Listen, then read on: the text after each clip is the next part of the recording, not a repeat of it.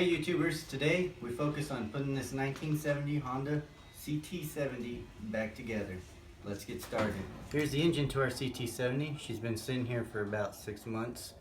She's still dirty and grimy from sitting in the barn for years, and we're going to get some footage of us here cleaning it up today before we put her back in the bike.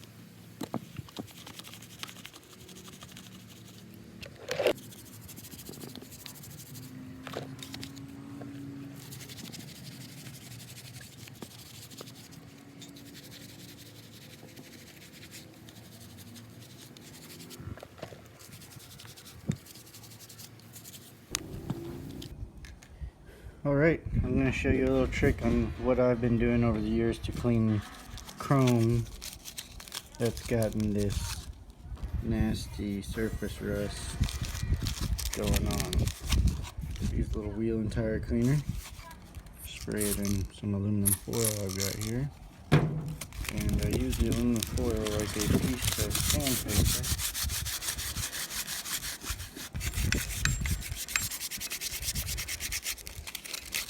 Takes a little elbow grease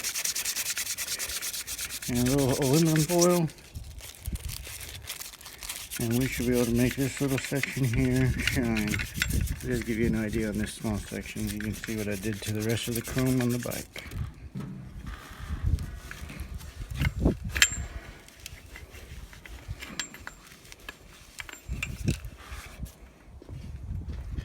And that there will give you an idea. It won't be perfect, but you can take some chrome that was otherwise really nasty looking and make her shine again.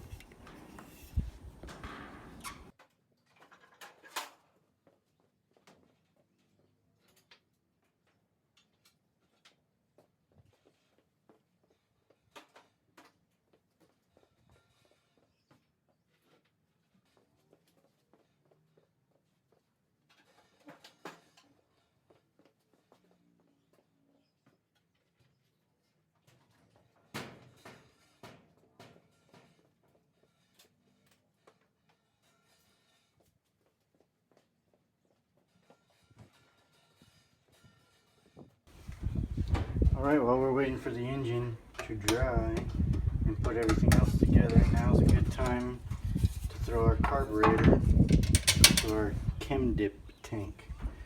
This stuff's not super cheap, but if you're doing anything inside a carburetor, very much worth it. We're going to stoke this main body here. I still got to order a box or parts for rebuilding.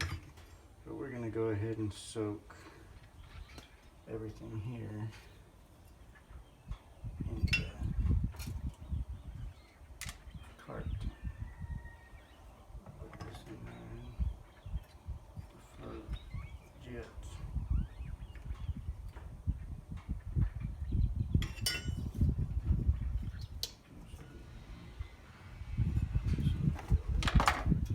So we'll just set that in there.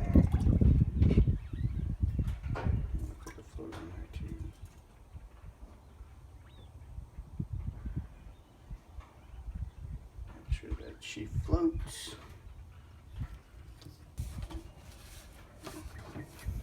and we'll check on her tomorrow.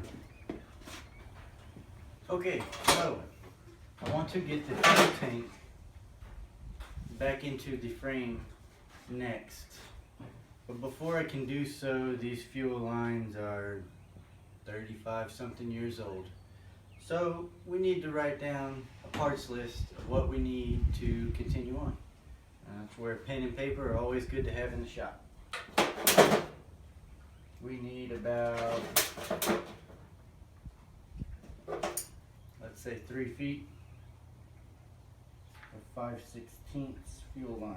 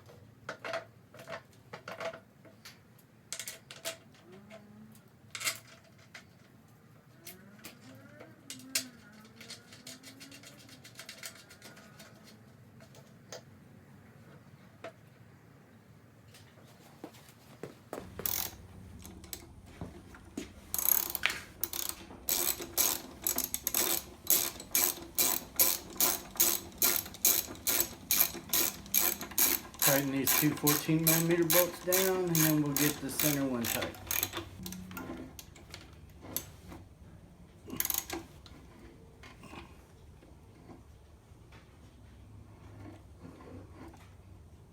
And those two are tight.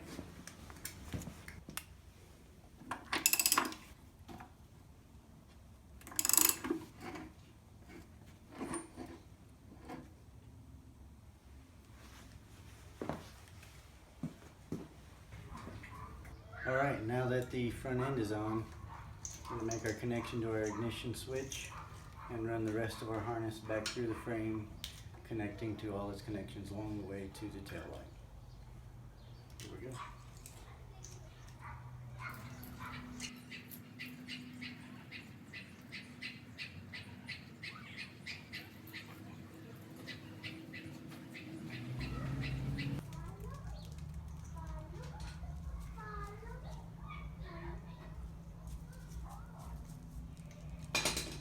Good to go.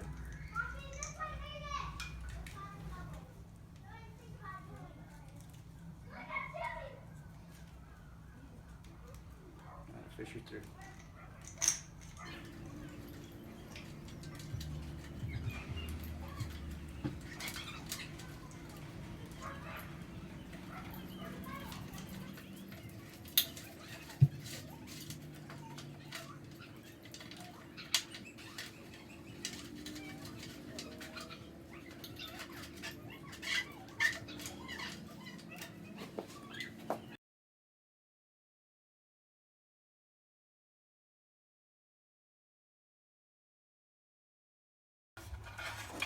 Alright, and there's some clips in here that we need to run the harness through, make sure things stay in order. Just keeps things working nice. And the tank also goes inside the frame rail here, so I want to make sure we've got room for it to go in there and be snug. Okay, that's in place.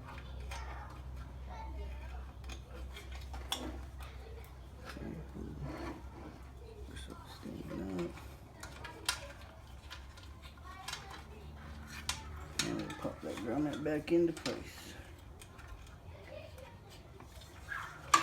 Apparently this one will take a screwdriver to make happen.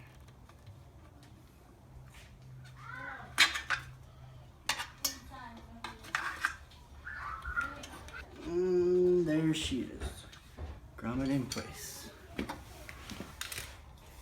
Then we make the connection back here, green and brown, to our tail light, brake light.